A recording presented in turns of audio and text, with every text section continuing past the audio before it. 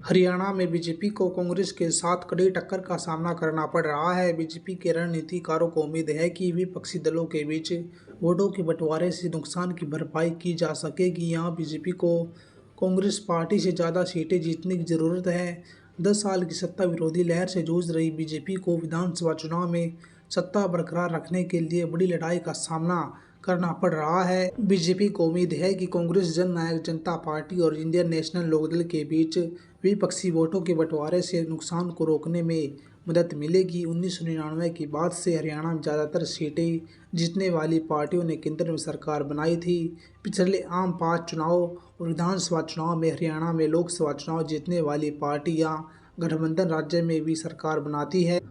राज्य चुनाव में बेहतर संभावनाओं के लिए बीजेपी को आम 5 चुनाव में विपक्ष से बेहतर प्रदर्शन करने की जरूरत है, क्योंकि यही स्थिति तय होती है। हरियाणा में 25 मई को छठे चरण में 10 सीटों पर मतदान के साथ राजनीतिक लड़ाई देखी जा रही है। भारतीय जनता पार्टी और उसके सहयोगियों ने 2014 और 2019 में राज्य में जीत हासिल की थी।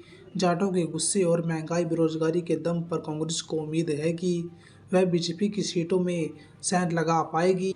इसलिए इसी साल के आखिरी में होने वाले विधानसभा चुनाव में धारणा की लड़ाई में बढ़त हासिल करने के लिए बीजेपी के लिए राज्य में अच्छा प्रदर्शन करना जरूरी है। बालाघाट और INLD विभाजन ने बीजेपी को 2019 में जीत हासिल करने में मदद की थी।